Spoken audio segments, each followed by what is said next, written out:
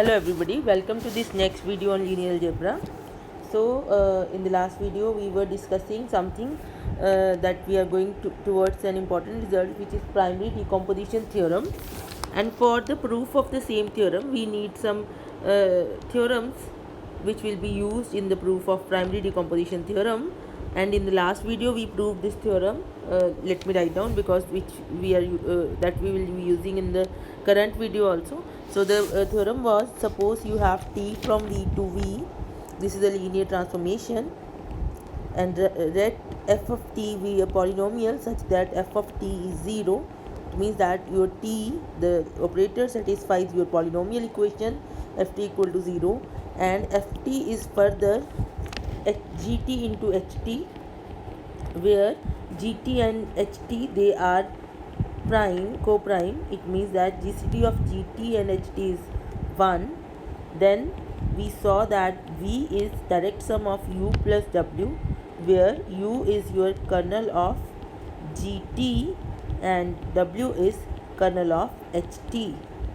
This is what we have proved yesterday in the last video, I mean. Okay, now let us see what theorem we are going to prove today, and ultimately in the next video we will be proving the primary decomposition theorem. So the statement of the theorem which we are going to prove is, in the above theorem, it means this theorem, in the above theorem, if ft is minimal polynomial of t, and we know that for minimal polynomial of t, we know that it is monic. Therefore we put this restriction that gt and ht, they are monic also, and gt and ht are monic polynomials.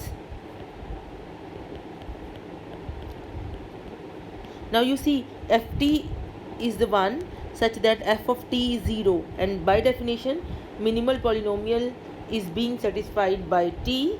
Therefore we are saying that a particular case of this theorem, when ft equal to mt, right, in that case what will happen, then gt and ht are the minimal polynomials of the restrictions of t to u and w respectively. Right. So let us see what we are trying to say here. We are saying there, you see, you have this situation. First let us have a picture of what is happening. So you have a vector space v, another the same vector space v, right, and then you have a linear transformation t, right, and you have a polynomial f such that f of t is 0. So for the first theorem we are saying that your v is broken into two parts, and further here you will assume f of t is gt ht.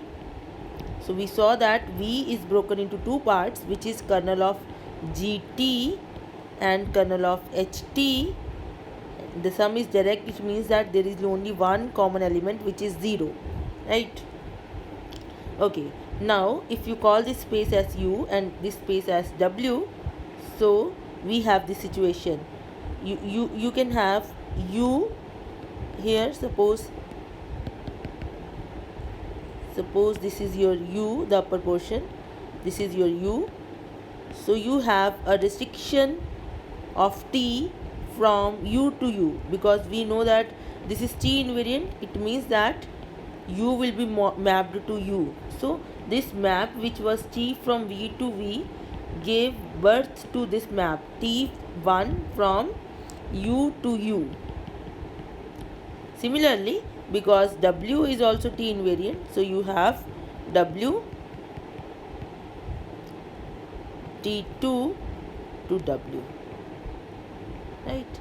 Here I should we have, you note this thing, we have seen that v is direct sum and it is t invariant direct sum. It means that we are saying that both u and w are t invariant, right? So this sum is actually t invariant direct sum in the last theorem. Is that thing clear? So now we are saying that you have these two maps T1 and T2. You have the minimal polynomial here ft, and this is equal to gt into ht.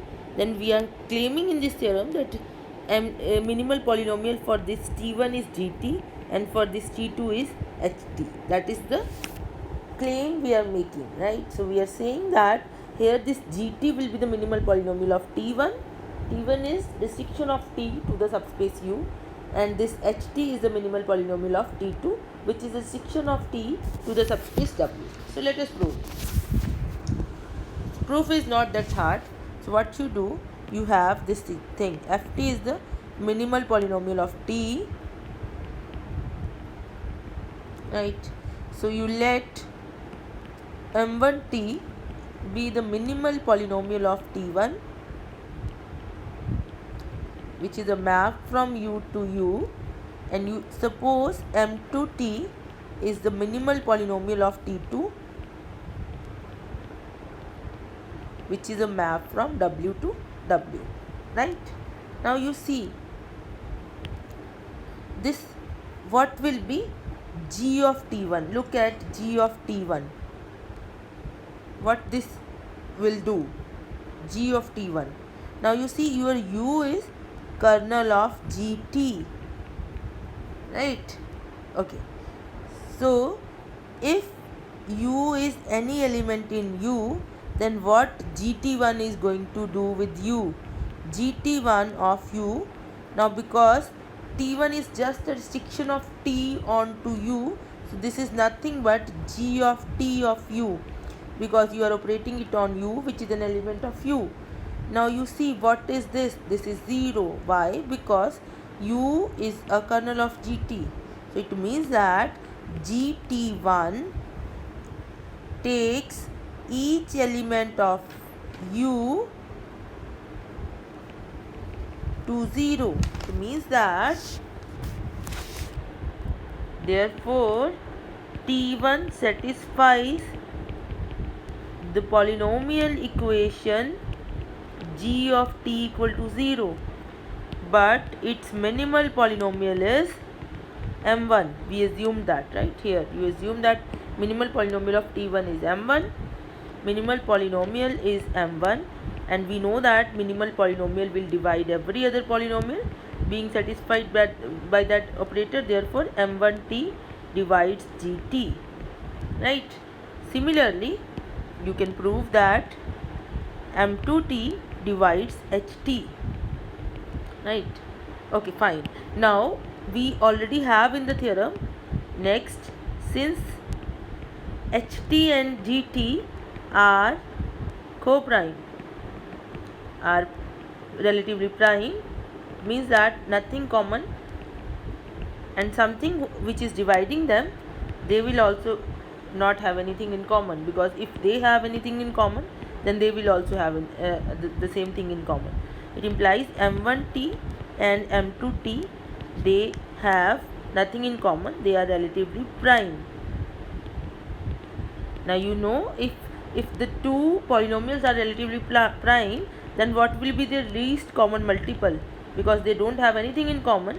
So LCM of m1 and m2 is going to be m1t into m2t, right? Now the moment I write LCM, do you remember anything? So let me tell, we also have this thing. If you have T from V to V a map, right? We know this thing, and V is U direct sum W, then matrix representation of T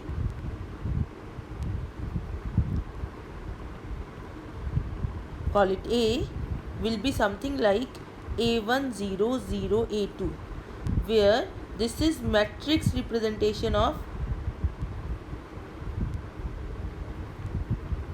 restriction of T to U, that is T1, and this is matrix representation of restriction of T to W, that is T2. It means that T has a block diagonal representation, and then we know that minimal polynomial of this t, minimal polynomial of t, will be LCM of minimal polynomial of this a1 and minimal polynomial of a2, or you can say minimal polynomial of t1 and minimal polynomial of t2. So from here we get minimal polynomial of t is equal to LCM of its minimal polynomial is m1 and its minimal polynomial is m2. Right. Now what is minimal polynomial of t? This is ft. This is equal to LCM of m1 and m2 is nothing but m1 into m2. So this is what you got, where both m1 and m2 are monic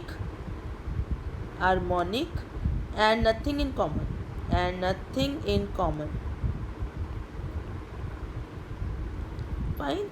Also you have ft is equal to, this is in the statement, gt into ht, where both gt and ht are monic and nothing in common,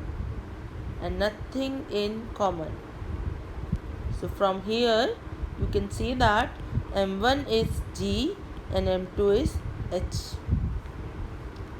To be more precise, function of t. So we proved that here, this in the theorem, this gt is going to be the minimal polynomial of t1 and ht is going to be the minimal polynomial of t2 when your ft is the minimal polynomial of t, and t1 and t2 are the restrictions of t. Thank you.